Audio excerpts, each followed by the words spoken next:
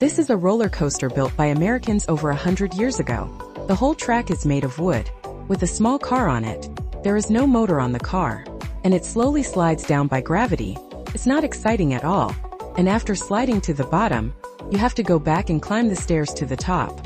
You can do it again. The experience was very poor. Engineers immediately got anxious. They built another track next to the end. They built a track in the opposite direction.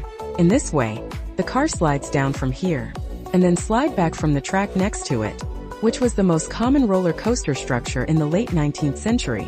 It's called the open track system, but the problem is, the people are back, but the car couldn't return to the top by itself. Each car had to be pushed back to the starting point by staff one by one, which was very inefficient.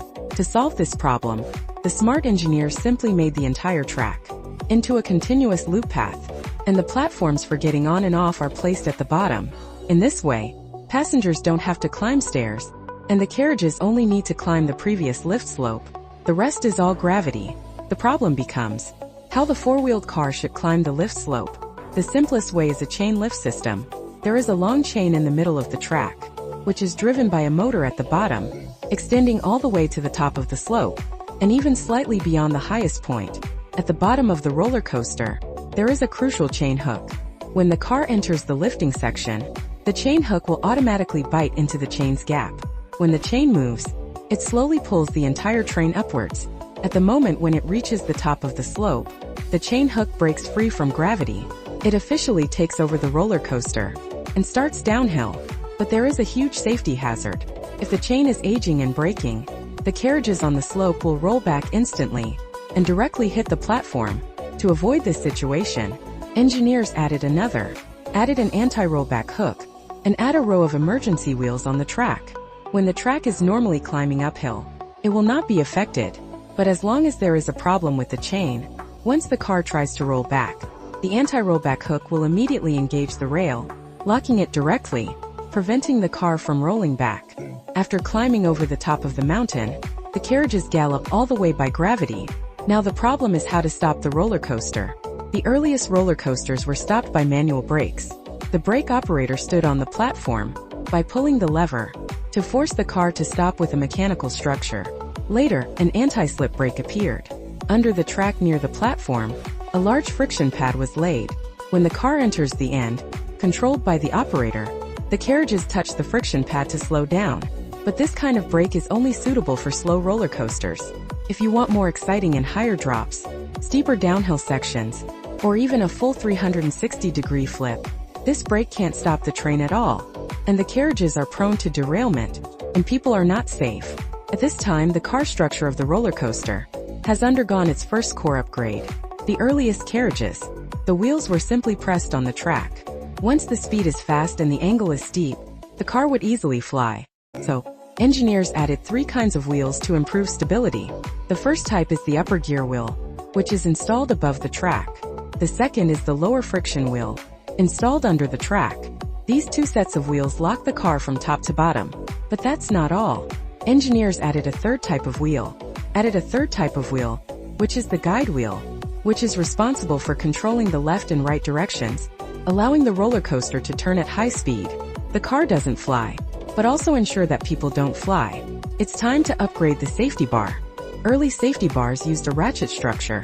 The click you hear when you pull down the safety bar is the sound of the internal pin meshing with the gear. To prevent accidental rebound, a second pin is added. Even if one of the pins fails, the other pin will continue to lock. To ensure safety, after arriving, the tracker operator triggers the release. But the efficiency of a single car is too low to carry more passengers at once, so engineers started to add carriages. But the problem is, how can so many cars go along the complex tracks together? At this time, universal joints are needed. It allows the carriages to swing freely in any direction. Each car is connected with hooks and universal joints, can follow the track without pulling each other.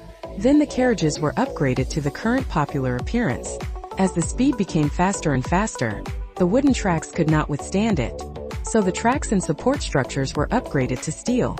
The earliest rail shapes still used wooden layouts, but soon engineers switched to tubular steel tracks, smoother, and can be bent freely. Complex structures became possible.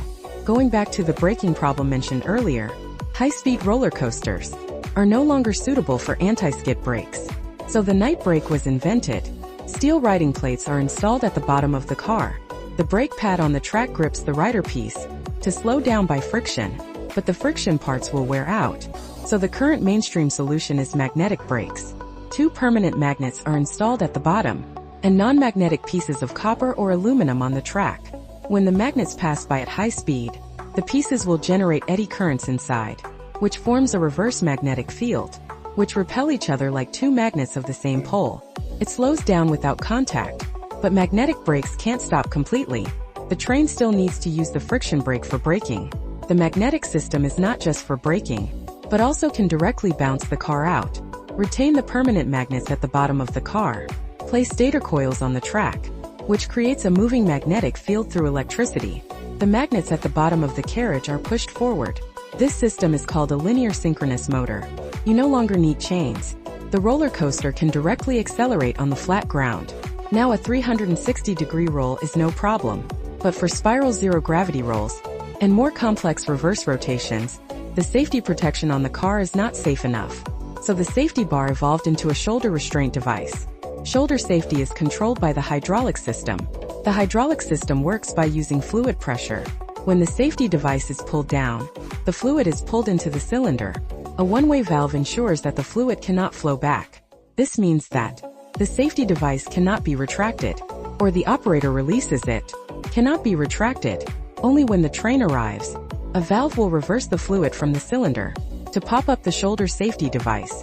The previous ratchet system, only according to the fixed position of the gear teeth. To be safe, on each seat's safety device, there is also a backup hydraulic system to ensure your safety. Besides the roller coaster you sit on, there is a more exciting upside-down roller coaster. The structure and principle are exactly the same, but the passengers are hung under the track, with their feet hanging in the air, providing a more exciting experience.